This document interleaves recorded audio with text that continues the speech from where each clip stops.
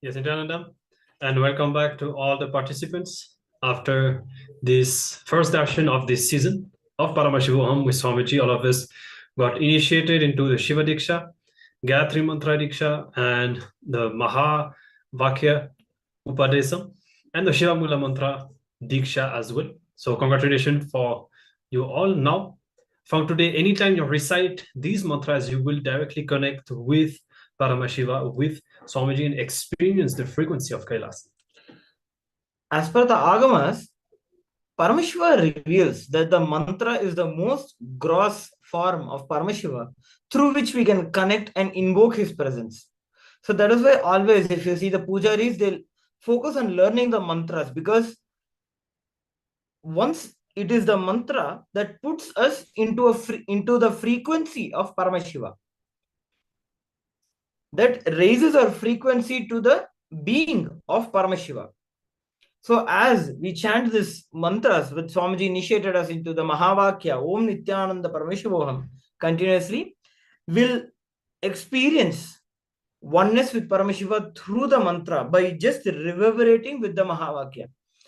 And another important thing all of you need to know, that all of you are initiated by Paramashiva himself. So when Paramashiva, the supreme pontiff of Hinduism, the ultimate manifestation of Paramashiva, initiates you, he bolts in the mantra into your bioenergy. So usually if any unenlightened being initiates you, you'll have to do the japa. There's something called a sadhana, where you continuously practice the mantra and you achieve the success in the usage of the mantra. But whereas for us, we are initiated directly by not even an enlightened being, but directly the supreme pontiff of Hinduism, Bhagavan Shri Nithyananda Paramashivam, who is the ultimate manifestation of Paramashiva. So he has bolted these mantras within our bioenergy. So all we need to do is just remember him, chant these mantras, and manifest Paramashiva. Yes. And so with this, we'll be now resuming with our sessions. And so today we have covered some of the fundamental aspects of Paramashivoham and some of the fundamental aspects of the sciences that Swamiji has revealed. And as you understood, this Paramashivoham is mainly designed on the content from the Inner Awakening programs that Swamiji has conducted in the past, which showed our 21-day programs as well. And so we have learned about the science of completion that we are going to be doing throughout next 21 days, the importance of listening to imbibe everything that is told, and the sense of power manifestation as well, which is going to be our next session now after this darshan from Swamiji.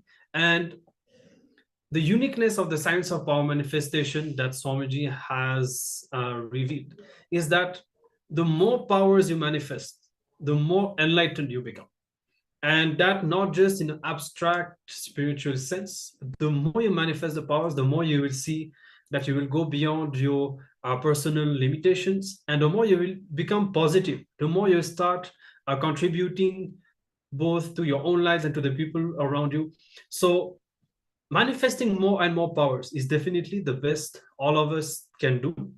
And Swamiji says that even if you just sit and just play with the science, just trying to manifest, when you just sit in that space, that itself will do so much good to you, because it will help you to raise your consciousness and to break many incompletions that you have. As we continue into the further sessions and the power manifestation session, we request all the participants, like anything that you want to express, maybe it might be that you might have a doubt on what we are discussing about, what is Swamiji revealing.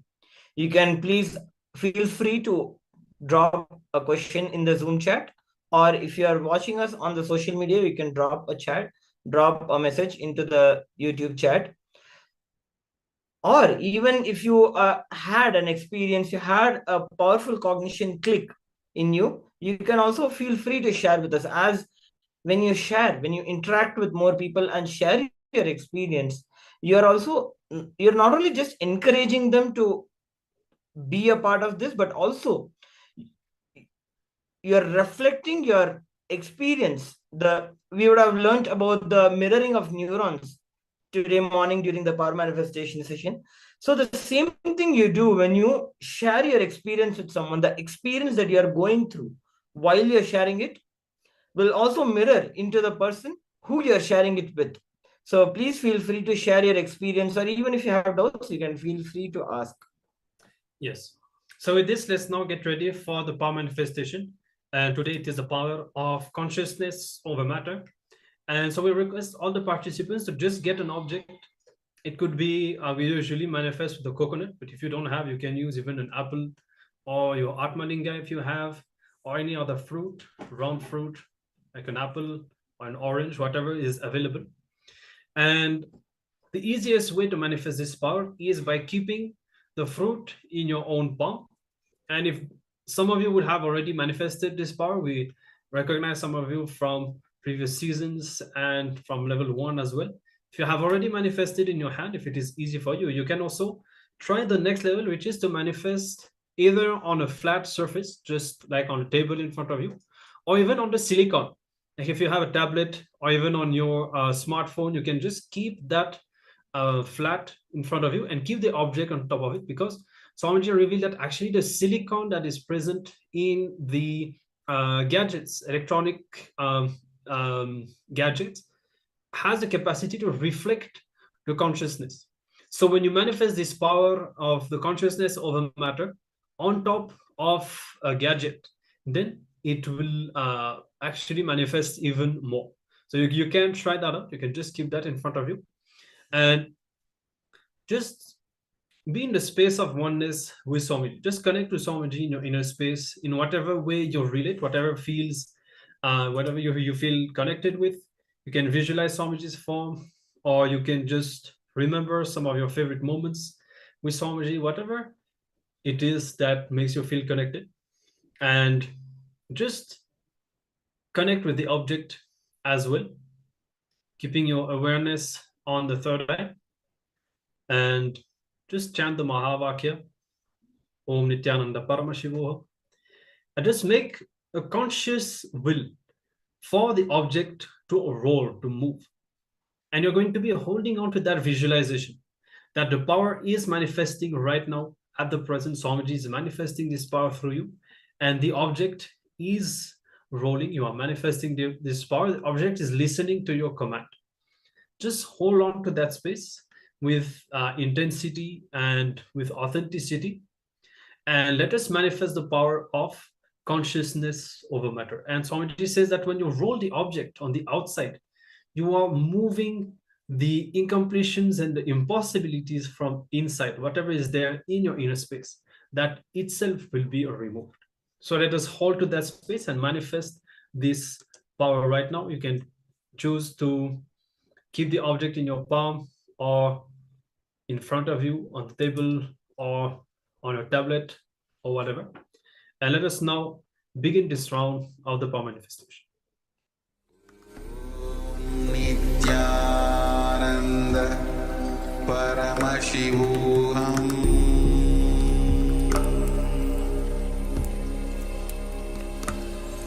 Om Nithyananda Paramashivoham.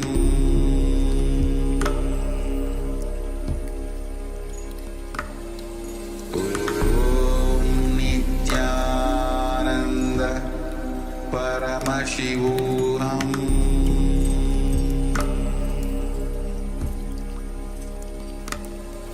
Om Nithyananda Paramashivoham.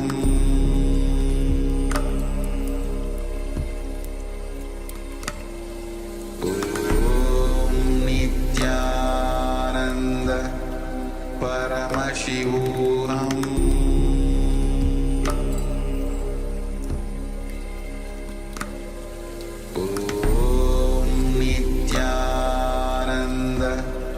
Paramashivoham.